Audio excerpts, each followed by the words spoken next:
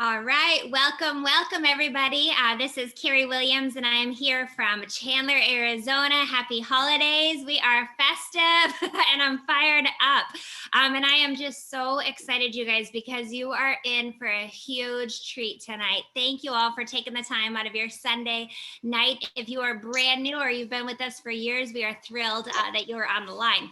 So tonight we've got Marco Rodriguez from El Paso, Texas. Marco and Diane are both OTs. They own Transformations Clinic, which is one of the largest outpatient OT clinics, but they do neurofeedback. Now they do brain mapping, one of the largest ones in the Southwest. Marco was actually named, I think it was 2018. He was the distinguished alumni for the University of Texas Medical Branch Division. Their 50th anniversary, the distinguished alumni for the 50th anniversary. That's a huge deal, you guys.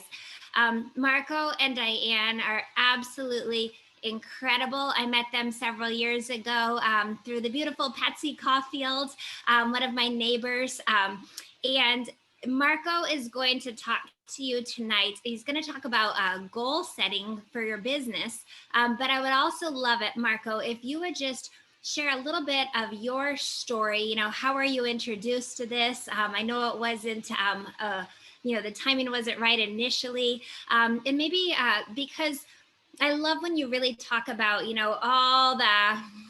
all the things you've gone through with owning a traditional business, what really captivated your interest with this business model as well. And you guys, what I can tell you, when I met Marco and Diane, they blew me away. They blew me out of the water, and I miss traveling and going to El Paso to see them. But Marco has just incredible vision. They have had a lot of obstacles, like many of you have, but I can tell you that their vision, tenacity, and work ethic are greater than any obstacle that's thrown in their way. So take it away, Marco. Honored to have you on this Zoom tonight. So please share with everyone. Super excited. Thank you. Well, thank you, Carrie. Oh my gosh. Listen, first, before I get started, I just want to say that it's a really great honor and opportunity to speak tonight. And I want to thank you, Carrie, for your leadership and your mentorship. Most of all for your friendship. Diane and I, we love you, and we are grateful to have you in our life. Now, as far as our story is concerned, I guess I'll start there. So Diane and I are both occupational therapists by education. I've been an OT for about 28 years, working primarily in corporate America, big hospitals, one of the biggest, largest networks here in El Paso. I worked as a therapist. I'm also really good with numbers.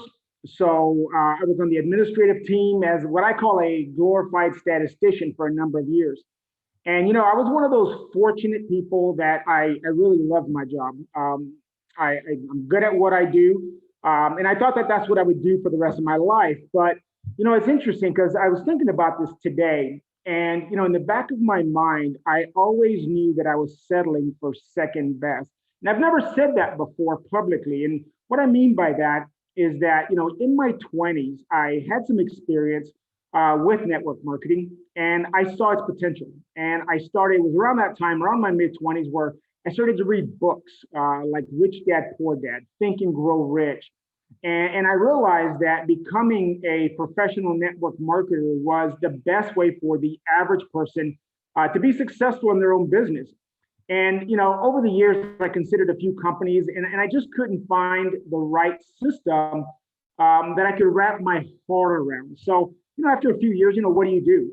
I just settled into that 9 to 5. And again, I was very fortunate, loved my job, but I just always knew that I was settling. So I was sort of living, I guess you'd call it, I was living a contradiction. But in 2010, the opportunity came for us to start our own traditional business. And after much thought, I decided to go ahead and take the plunge. And even though it wasn't professional network marketing, my hope was that by owning my own business, I could take some of the principles that I had learned about network marketing and implement them into my traditional business. And that might give me a little bit more money, but also the time freedom, because that was really important for Diane and I, is to have that time freedom. And don't get me wrong, our clinic, we love it, love what I do. I love what, the impact that we're making on people. But in many respects, running a traditional business, and if you've ever run a traditional business, you know exactly what I'm talking about.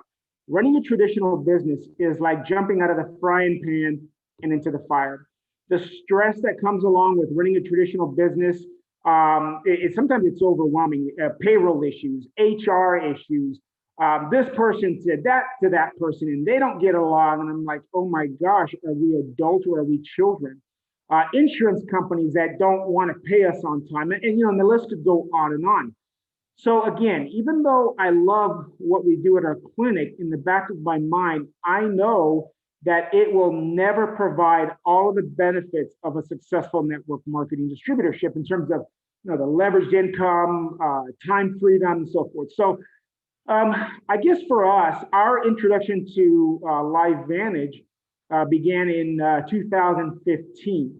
Long story short, it was my brother's 50th birthday, and so I was going to do a cool thing and invite all of our friends over, guys that we know from high school. Our high school is a very tight knit group, and lo and behold, one of my high school quarterback shows up. Tony and his wife Nora Salazar show up, and so we're chatting about the clinic, what we're doing lately, and what we're doing with the kids. And Nora says, "Hey, you need to talk to my sister Patsy. She has a product that might help your patients." Now, please understand, I get approached by people all the time asking me to endorse their product or to partner with them, and most of the time I'll do the research and the research is not there, and so after a while I became somewhat cynical, thinking that everything was just another Me Too product. So I sort of dismissed Patsy's initial phone call for about 3 years. And what would happen is Patsy at the time lived in Phoenix and we lived in El Paso. So she would come, her family's here in El Paso. So she would come visit her family, every few months or so. So she would send me a message on Messenger and, "Hey, Marco, I'm going to be in town. I really love to talk to you." And most of the time I would just kind of dismiss it. So I'll say, "Sorry, Patsy, I'd love to meet with you." Trying to be polite, right? "I'd love to meet with you, but I just can't, I'm busy." And she said, "That's okay. I'm going to probably be back in another month, in another few months. Do you mind if I reach out to you then?" And most of the time I would just say, actually all the times I would just say, "Sure, no problem." Now I realized that I never said no. Actually, I just never said no. And so she was kind of the consummate professional. She sent me the ABC primetime video. I never looked at it. Carrie, I think you tried to call me a couple times, wouldn't answer the call or wouldn't respond back. I think Maria Williams tried to call me on Patsy's behalf. But like I said, Patsy was the consummate professional and she kept in touch. Now this went on for about 3 years. And so finally I thought to myself, well, gosh, maybe I better meet with her. So I called Patsy up, or she called me. I don't remember exactly how it happened. And I said, "Okay, Patsy, you've got 1 hour to show me your little thing." Because I thought that she was going to show us some sort of a vitamin business that we were going to be selling from our clinic. And I wasn't really interested in that. So I invite her in and she presents, and Carrie, you were there, but you were there via Zoom. I remember they Zoomed you in. And so Patsy starts telling her story. We see the presentation and we were blown away. We were all blown away by Carrie's story about her son. I know Diane, she was all over the anti-aging aspect of it. But for me, it was Patsy's story. And so Patsy, if you've never heard Patsy's story, I'll just kind of summarize it. Patsy's mother had a very serious illness, and I won't really go into the details of all that. I got to maintain, FDA guidelines and all that stuff. But Patsy's mom had a very serious and deadly illness and refused therapy, refused treatment, but they convinced her to take the little yellow pill. Suffice to say that a year later, all of the markers for that illness had gone away. And when I heard that, it really struck me to my core, because during that same 3 years that I wouldn't sit and even look at this thing, my father passed away of a very similar illness. So I live with that every single day, that I could have made a difference, but my procrastination I don't know, maybe it may have cost my own father's life. It certainly cost him a few years of quality of life. So I made a decision that day that if this was the real deal, then I was going to share this information with everyone. And I didn't care what people thought. So we were all in. I dove into the science. Diane dove into testimonies on YouTube. And I remember what one of my old bosses, Carla, would say. And she'd say that your success is related to the power of your confidence. When you know that you know that you know what you're talking about, everything else will work itself out. So I set a goal that I would become educated. I would become educated in terms of the product line. I set goals that I would become educated in terms of the research, that I would become educated in terms of network marketing. We set a goal to become professional network marketers. Now, this is not a hobby for us. This is not something that we decided we were going to try and see if it worked out. We decided that we were going to treat this with the same level of professionalism that we do our traditional business, that we would treat this with the same seriousness as if we were, in college studying to become therapists. And we did so by understanding the concept of goal setting. So over the next few minutes, I'm going to just cover my thoughts on the subject of goal setting. Now, this is not going to be an ABC and 1, 2, 3 guide to goal setting. If you want that, listen, there are hundreds and hundreds of videos on YouTube about the different theories of goal setting. This is going to be kind of an unconventional approach to goal setting. And it's something that's worked for me. Maybe it'll help you. All right. So in setting goals, the first thing that I learned was to consider my life goal, to really take a big picture of my life and what I wanted to accomplish in my life. And in particularly the 5 major areas of life. One of my mentors, the late Rochelle Neiman, would say that if you can focus on these 5 areas of life, then your life should go fairly well. The first one is your spiritual life. Now, I'm not talking about religion, although that could be a part of it, but it's a lot more than that. And I'll get into the details of that here in just a moment. So the first one is your spiritual life. The second one is your soul. Now, the soul, again, I'm not talking about religion. I'm talking about soul as in from the Greek, comes from the word psyche, which is your mind, your emotions, and your will. It's where we get the word psychology from, or psychiatry. So we're talking about your mind, emotions, and your will. The third area of life that I tend to focus on is your physical life, right? Health and wellness. If you're sick all the time, you're not going to be you have a very fulfilling life. The fourth one is financially. So whether it's your professional goals, your financial goals, your management goals, and so forth, right? Then the fifth one is your social. So you have spirit, soul, your body or health, financial, and social. Socially could be your friends, family, etc. So what I did was, in the 5 areas of life, I wrote those down on a piece of paper, and I created a vision of what my ideal life would be like in those 5 areas. And I wrote it out 5 years, 10 years. I've even have it as far as 50 years out. Now I'm 53 years old. So that puts me well into past about 103. And I wrote it down like, what would I want to have accomplished at the end of my life in those 5 areas? Now, it's important to take the time and write it down by hand if possible. Without getting into specifics, look, you just got to understand that there is a supernatural power that comes from writing things down by hand. And I'm not talking about on a computer, but by hand. Successful people have known this for centuries. Even in ancient writings, you're advised to, there's a saying that says, write the vision down and make it plain so that those who see it can run with it. So the first step in setting goals is to write down what you would want to have accomplished at the end of your life. Now, you want to take your time on that because, we're talking about your life. Look, I know exactly what I want my life to look like when it's over. I wake up every single morning understanding what my purpose is. It's an awesome, awesome way to live. So I encourage you to write down your life story. It's sort of like your script, as if you were, if they were going to make a movie about your life, or if they were going to write a book about your life story, what would it say? Would it be worth reading? Right? And when you're writing it, make sure that you include all 5 areas of life. Now, that was the first thing that I did. The second thing that I did was to develop an action plan, what I call your DMO, your daily method of operation, which is the day-to-day habits that are associated with achieving the goals in those 5 areas. And so those day-to-day activities are sort of interwoven throughout your day. And again, everything goes back to how that addresses those 5 areas of life.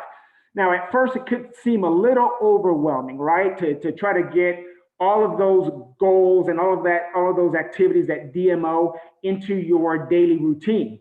All right, you want to know a secret on how to keep yourself in track? It's called technology, your phone. It's an awesome device if you know how to use it. You can utilize technology to keep you on track. You can use your phone to set reminders of what you need to do during the day. Look, Diane and I use alarms for just about everything. From waking up in the morning, I have a reminder to, believe it or not, I have a reminder to get my kids up. They should be doing that, so hopefully we're working on that. I have a reminder to when it's time to go work out. I have a reminder of when it's time for me to start working. Because I own my own business, my own traditional business, a lot of times I can work from home. So I don't have a boss. I have to remind myself when to get started. So I have a reminder, okay, I'm going to work on my clinic's financials first. Then I'm going to answer my emails and on and on. So we utilize technology to help us to stay on track. So let's talk about those 5 areas. Now, again, this is what I do, okay? Take the information and apply it to your regular life, to your life, okay? So I'm gonna get into a little bit of some of the specifics. All right, first one is your spiritual life. All right, again, I'm not talking about religion, I'm talking about your spiritual life. I spend a little bit of time every day in prayer, or you can call it meditation. And what do I pray for, or what do I meditate on? And if you don't know where to start, how about this? Start every morning meditating on everything that you're grateful for. Okay, and I wake up every morning, and for the most part, the first thing that comes out of my mouth is "Thank you, Adonai Elohim." It's a great way to start. To start your life or start your day with a spirit, or in a spirit of thanksgiving or gratitude. So I do a mental checklist of all of the things that I'm grateful for. Now, it's not to say that I don't have other goals, but it's important to take the time every day to get yourself into a frequency or a state of thankfulness before you get going too far into your day. I also take the time to read, whether it be a spirit-based text. I read my Bible, and there's other texts out there for depending on what your belief systems are. And sometimes I'll just listen to a 5-minute audio story from the book Chicken Soup for the Soul. It's a great book, great little stories here and there. Really helps you get your day, helps you to lift your day, start your day with the right frequency or the right vibration or flow or whatever you want to call it. Now, if you ever miss a day, don't beat yourself up. All right. As soon as you realize, because I do that sometimes, but as soon as I realize what I did, I stop right what I'm doing and I just start saying thank you. And sometimes you do it under your breath if you're, around a bunch of people. You don't think that you're, Looney Tunes. But it's important. Now, I understand the special power that's associated with this frequency of Thanksgiving. And if you don't understand it, then my suggestion is to set a goal to learn more about it. There's books out there.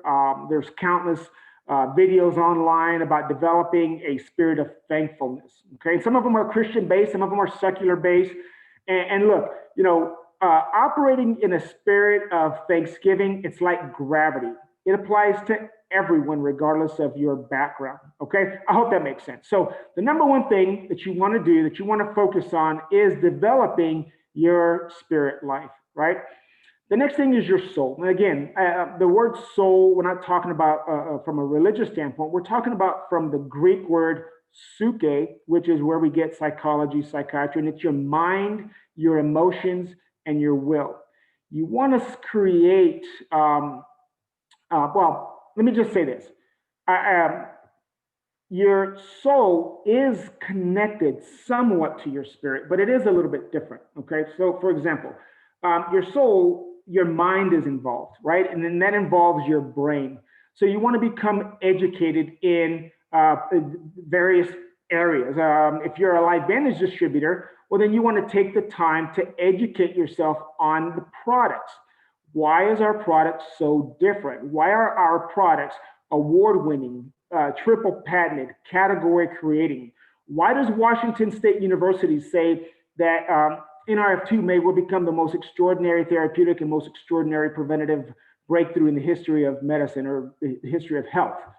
All right, why would the American Heart Association study this and publish an article in Circulation Magazine? So you want to study, you want to get to know your product. You want to take the time, set a goal every day that you're going to take the time to learn a little bit every day about your product. That you're going to learn a little bit about the science, right? I mean, why would LSU, in conjunction with the Skin Cancer Foundation, study this product? Why would Johns Hopkins study this product when it comes to lung cancer? Why is MD Anderson in Houston currently studying NRF2 as a viable treatment for cancer? Okay.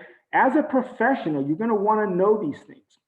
You want to become educated. So set a goal to become educated about LifeVantage as a company. Where did it come from? Where is it going? Why is this company so different? Now, your back office is a wealth of information. So I want to encourage you as a professional to take the time out every day, even if it's just 10 or 15 minutes a day. Set it on your phone as a reminder to educate yourself so that you understand what you have your hands on. Knowledge is confidence, and confidence is power. Okay, so you want to take the time to learn about the company and the product. What else do you want to learn? Well, you want to set goals to learn about the industry of network marketing. I mean, you want to know, what is it really? Now, it's not what your next door neighbor's second cousin says, you know, the one that wears combat boots to bed and has an opinion about everything, right? Yeah, that guy. It's not what he says. Network marketing, I was doing some research today. Network marketing did over $35 billion annually in 2018. I don't know what it's doing now in 2020, but it's probably more than that. That's more than the NFL and the music industry combined. And the network marketing industry has produced more millionaires than any other industry in history. So your next door neighbor, second cousin, the one who has all the opinions, his opinion is worthless. Go find out for yourself what this industry is all about. And I recommend reading books by Eric Worre. He's the authority on this subject. He has a book called Go Pro. Another one is Robert Kiyosaki, The Business of the 21st Century. Another one is Your First Year in Network Marketing. And our very own Carrie Dickey has a great book, The View from Venus. The point is to get educated about the product, the company, the industry, and to become a professional at what you're doing. And you can use technology to carve out time in your day in order to be able to manage that. Now, when it comes to the soul, I think the area that people neglect the most is in the area of your personal development. Successful people, I found, they think differently than unsuccessful people. And they don't think differently because they're successful.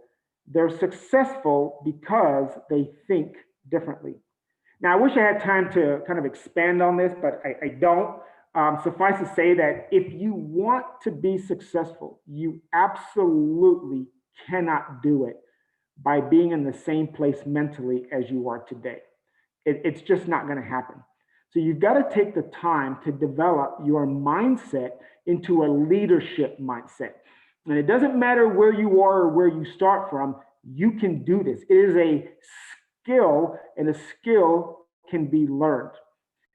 I'm a guy who grew up with a very poor mindset. Let me tell you how poor my mindset was. Even as a teenager, I was afraid to walk into a Dillard store because,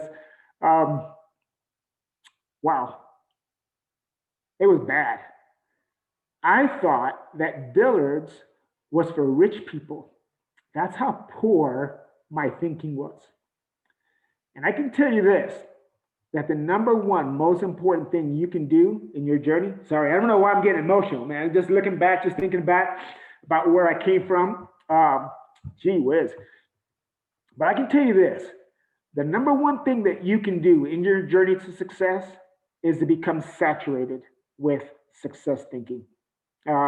Some of the books that I've read, The Secret, that's a good starter, right? It's a very easy read. Another one is The Magic of Thinking Big. That was the very first book that I ever read on success thinking. Think and Grow Rich by Napoleon Hill. The Alchemist by Paulo Coelho. The Millionaire Next Door, Rich Dad, Poor Dad. And look, there's a bunch of books out there. I would suggest that you get with your mentor, with your upline leadership, and be honest with them. Let them know what you're struggling with, and give them the opportunity to recommend books or videos so that you can grow in your thought process, in your leadership mentality. For crying out loud, turn off the TV, right? Turn off the news and spend your time developing your own mindset. I promise you, if it ever gets really bad out there, somebody will let you know, okay? But you got to take control of the information that goes on in your brain. 90% of this business is mental, okay? So doesn't it make sense that if 90% is mental, then you should spend 90% of your time developing the mindset. The other 10%, you want to know what it is? It's really simple. ITT, right? Invite. Doesn't really take a genius to understand how to invite someone. Hey, John, this is Marco. Hey, look, I decided to start a company and I got to get the word out. So I wanted to show you what I'm doing. Are you available around 6? Boom, right?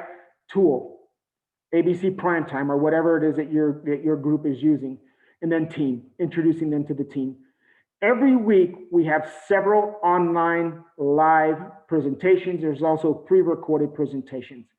So the technical part of building this business is really, it's a piece of cake. It's 3 steps, ITT. So why do people struggle so much to build what I think is one of the simplest businesses on the planet? The problem is right here, the real estate between your ears. So if you want to change that, then you've got to take the time to change that. You've got to be proactive, even if it's just 15 minutes a day. Again, use your phone, set a time aside, all right? Even if it's the last thing before you go to bed, read 15 minutes a day. It may take you time to develop that, but I promise you, from a guy that was afraid to walk into a flipping Dillard store because it was for rich people, to now being a guy that manages millions of dollars every year through our clinic and are building our LifeVantage business to do even more than that, I can tell you that if I can do this, you can too. I'm also an INTJ, and if you know anything about the Myers-Briggs personality, then you know that INTJs are not supposed to be doing this. But you can change, you can grow, you can adapt, but you gotta be proactive in that, okay? So that is, we covered spirit, we covered your soul. What about the body, right? Physically. Well, you gotta take time every day to take care of your health, to be proactive about that. Again, even if it's just 15 minutes a day to do something, and it's more than just about vanity or looking good. When you exercise, you release certain endorphins, certain chemicals in your body that are good for your overall health. So it's important to make sure you take care of your health. Take your products. We are 100% users of our products. We are a product of our product. I've said this, some of you guys have heard me say this before. I'm 53 years old. When I was 51, I went and got my blood work done, and I've been biohacking for about 14 months. Well, all of my biomarkers came back consistent with someone who was 24.6 years of age. And I was 51, so I'm 53 now. Still feel good, feel great, biohacking every day. So it's important to take care of your health. Eat right, exercise, take time.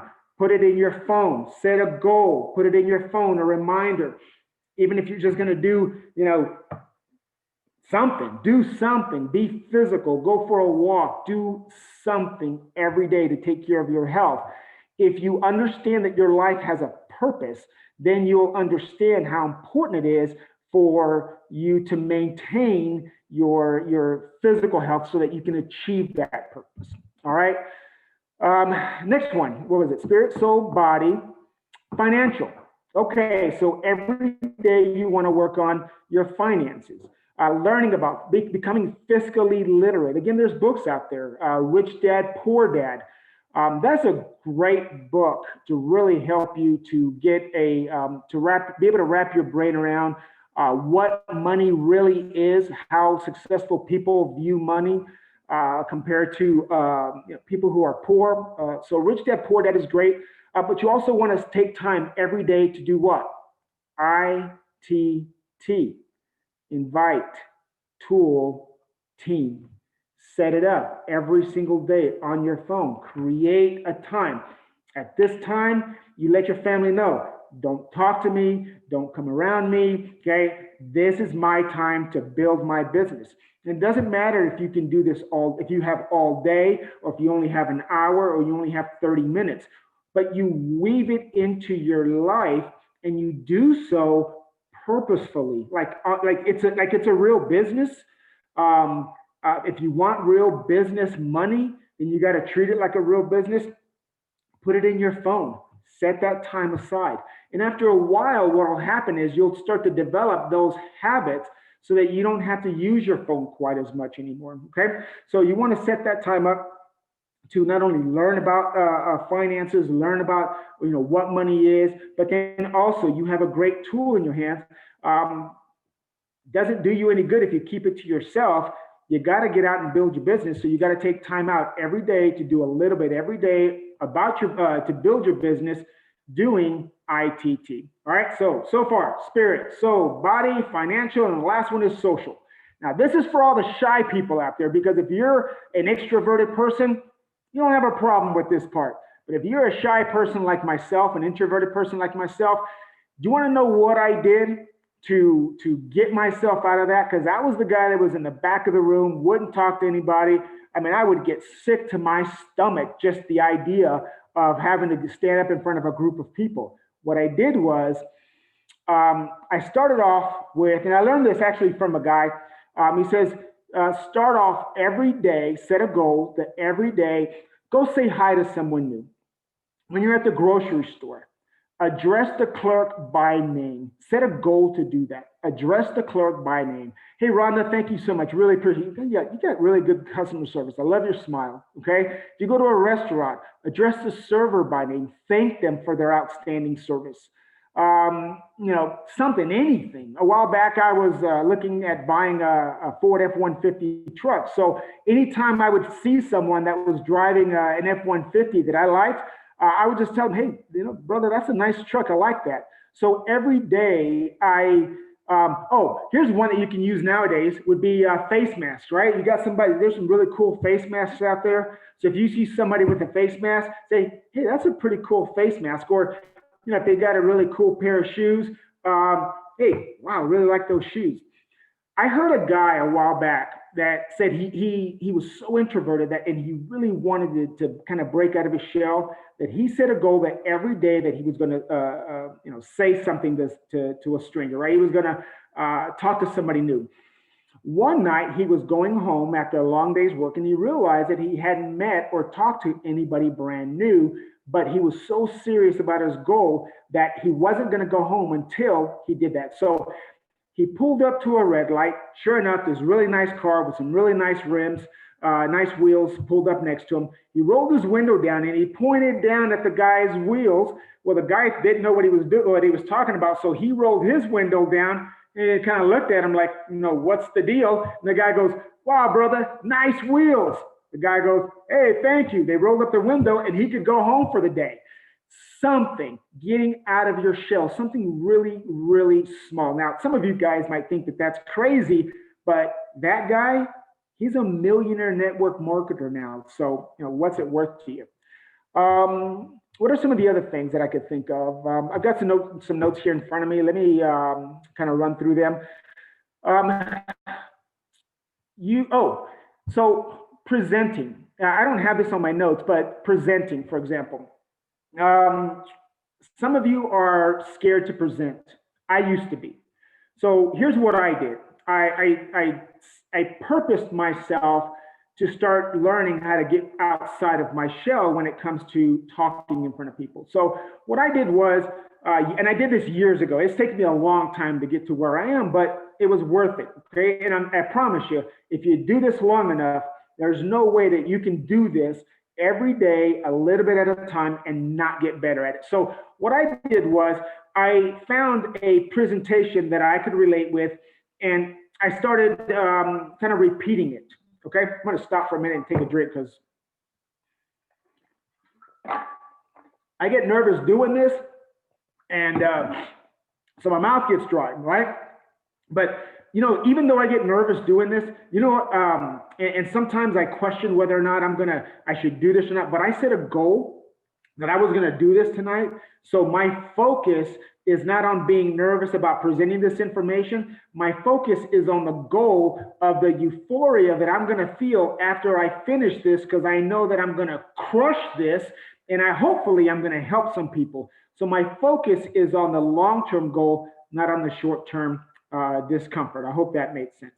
So what I did way back when was I found a small little presentation, like a little 5-minute spiel that I could practice on.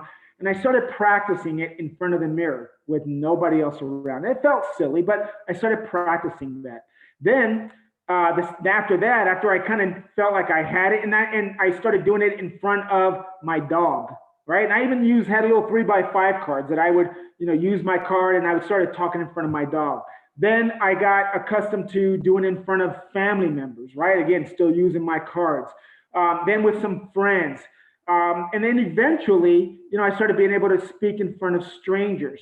And as Carrie mentioned, back in 2018, I was a Distinguished Alumnus Award recipient. I spoke at their 50th anniversary, the 50th year graduation, and I spoke in front of about 5,000 people. Now, that was insane for me. How did I do it? I learned little tricks of the trade. I realized that I needed to speak to, gosh, and I'm looking at my time, I'm kind of running out of time.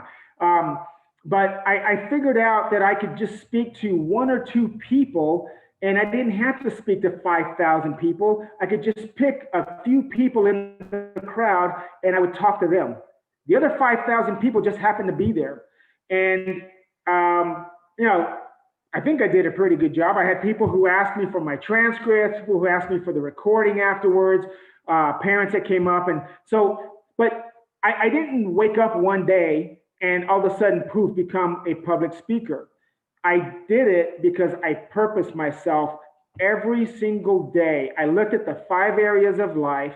I purposed myself every single day to learn a little bit and do a little bit. I use my phone to keep me on track. And if you can do that, I don't care where you are, I don't care who you are, where you come from, whatever your goals are, if it might take you a year, it might take you 10 years.